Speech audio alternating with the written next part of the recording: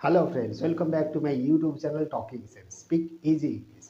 Friends, आज हम पढ़ेंगे the difference between be likely to and be bound to, है ना। ये दोनों जो फ्रेज होते हैं, बी लाइकली टू और बी बाउंड टू, ये दोनों हम कहाँ यूज करते हैं और ये दोनों का हिंदी मतलब क्या होता है, ये दोनों में अंतर क्या, डिफरेंस क्या होता है ना, और ये दोनों का स्ट्रक्चर क्या होता है, और उसके साथ साथ कुछ एग्जाम्पल्स भी हम आपको बताएंगे, है ना। तो हम पूरा क्लियर हो जाएंगे कि बी लाइकली टू कहाँ यूज करते हैं, ये जो फ्रेज जो होता है, ये जो स्ट्रक्चर जो होता है, और बी बाउंड टू का जो स्ट्रक्चर होता है वो कहाँ यूज होता है ना। तो पूरा डिटेल में हम देखते हैं। पहले तो हम देखेंगे इन हिंदी, मतलब हिंदी में इन दोनों का मतलब क्या होता है।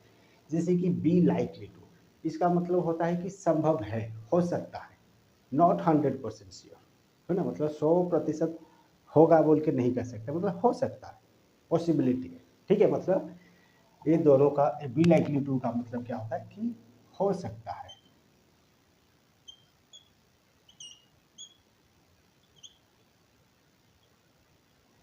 है ना।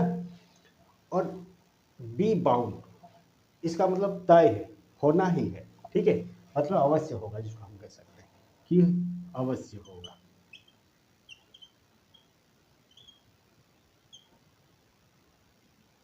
है ना। मतलब होना तय है, ठीक है।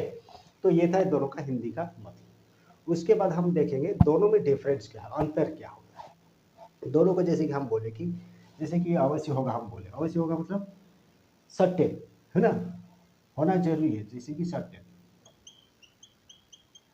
मतलब आप कह सकते हो कि 100% श्योर, होगा ही होगा, 100% श्योर, पूरा सर्टेनिटी है ना।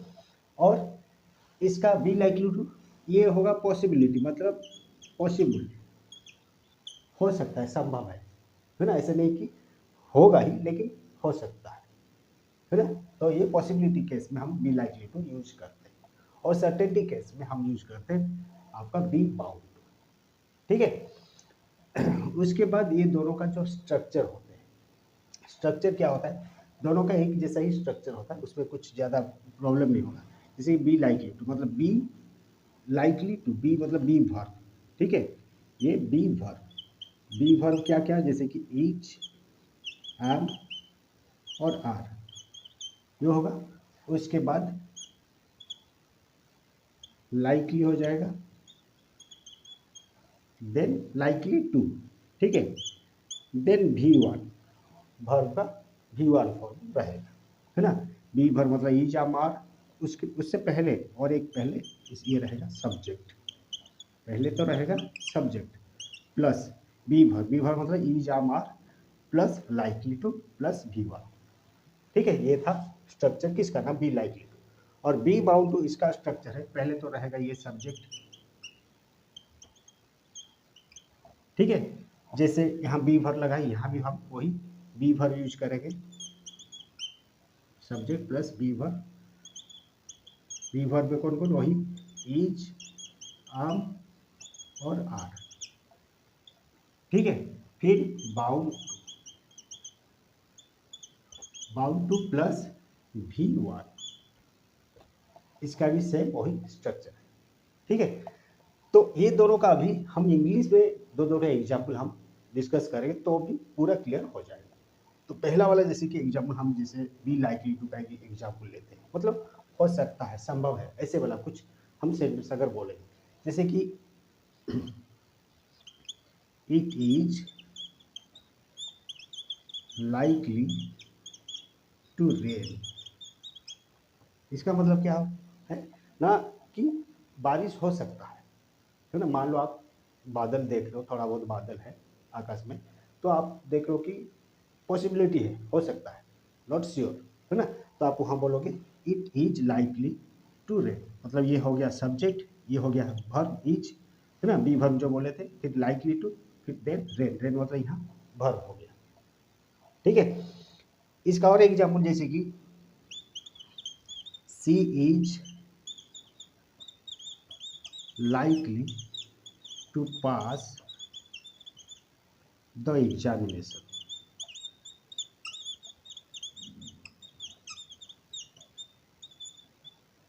ठीक है। She is likely to pass the examination, देखो ये सब्जेक्ट हो गया, बी वर्ब इज हो गया, और लाइकली टू देन पास, ये वर्ब हो गया, then rest part of the sentence जो रहता है वो रहेगा। ठीक है, तो स्ट्रक्चर हो गया subject, be verb, likely to and verb, है ना।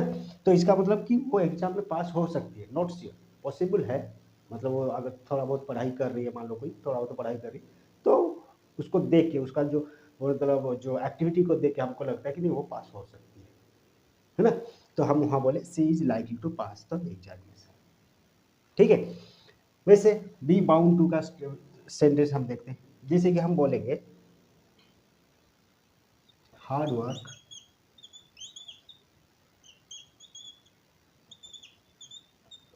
is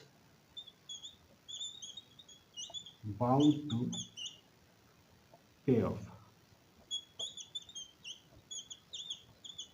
hard work is bound to pay off. देखो हार्ड वर्क ये सब्जेक्ट हो गया, बी वर्ब हो गया, bound to then pay off, ये फ्रेजल वर्ब हो गया। तो यहाँ जैसे कि हम बोले hard work is bound to pay of, मतलब आपका मेहनत, मेहनत का फल मिलता ही है। हम कहते हैं ना मेहनत का फल मिलता ही है, तो हम वहाँ क्या बोलेंगे, hard work is bound to pay, मतलब वो अगर मेहनत करोगे तो आपका आप उसका फल मिलना तय है। ठीक है, तब आप बोलोगे hard work is bound to pay off. ठीक है, जैसे कि और एक एग्जाम्पल जैसे हम लिखेंगे, जैसे कि सिंपल यही वाला, जैसे मान लो जैसे कि she is likely to pass the examination.